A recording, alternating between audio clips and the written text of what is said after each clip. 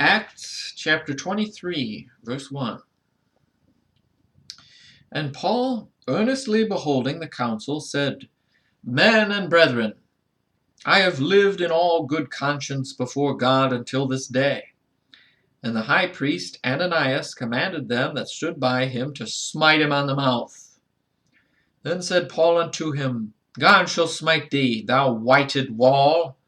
For sittest thou to judge me after the law, and commandest me to be smitten contrary to the law? And they that stood by said, Revilest thou God's high priest?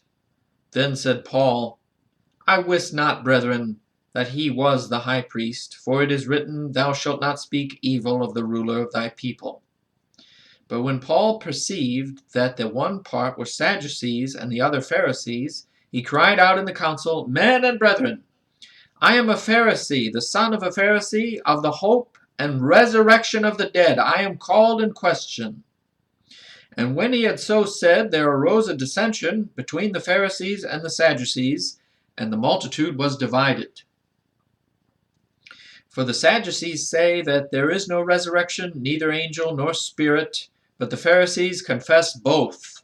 And there arose a great cry, and the scribes that were of the Pharisees' part arose and strove, saying, We find no evil in this man, but if a spirit or an angel hath spoken to him, let us not fight against God.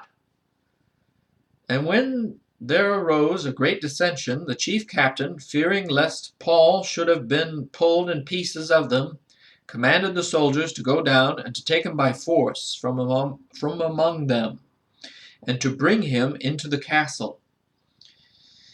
And the night following, the Lord stood by him and said, Be of good cheer, Paul, for as thou hast testified of me in Jerusalem, so must thou bear witness also at Rome. And when it was day, certain of the Jews banded together and bound themselves under a curse, saying that they would neither eat nor drink till they had killed Paul. And they were more than 40 which had made this conspiracy. And they came to the chief priests and elders, and said, We have bound ourselves under a great curse, that we will eat nothing until we have slain Paul. Now therefore ye with the council signify to the chief captain, that he bring him down unto you tomorrow, as though ye would inquire something more perfectly concerning him. And we, or ever he come near, are ready to kill him. And when Paul's sister's son heard of their lying in wait, he went and entered into the temple and told Paul. Then Paul called one of the centurions unto him and said, Bring this young man unto the chief captain, for he hath a certain thing to tell him. So he took him and brought him to the chief captain and said, Paul the prisoner called me unto him and prayed me to bring this young man unto thee, who hath something to say unto thee. Then the chief captain took him by the hand and went with him aside privately and asked him, What is that thou hast to tell me? And he said, The Jews have agreed to desire thee that thou wouldest bring down Paul tomorrow into the council, as though they would inquire somewhat of him more perfectly.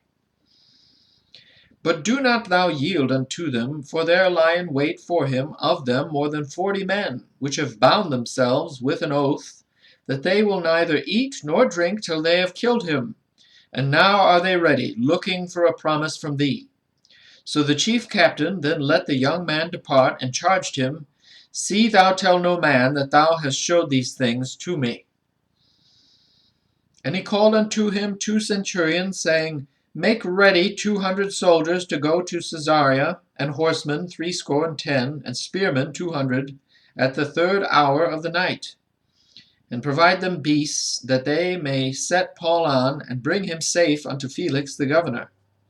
And he wrote a letter after this manner.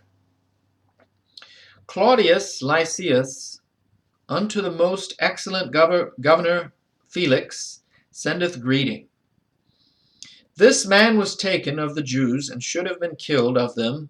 Then came I with an army, and rescued him, having understood that he was a Roman. And when I would have known the cause wherefore they accused him, I brought him forth into their council, whom I perceived to be accused of questions of their law, but to have nothing laid to his charge worthy of death or of bonds. And when it was told me how that the Jews laid wait for the man, I sent straightway to thee, and gave commandment to his accusers also to say before thee what they had against him. Farewell. Then the soldiers, as it was commanded them, took Paul and brought him by night to Antipatris. On the morrow they left the horsemen to go with him, and returned to the castle, who, when they came to Caesarea and delivered the epistle to the governor, presented Paul also before him. And when the governor had read the letter, he asked of what province he was. And when he understood that he was of Cilicia, I will hear thee, said he, when thine accusers are also come. And he commanded him to be kept in Herod's judgment hall.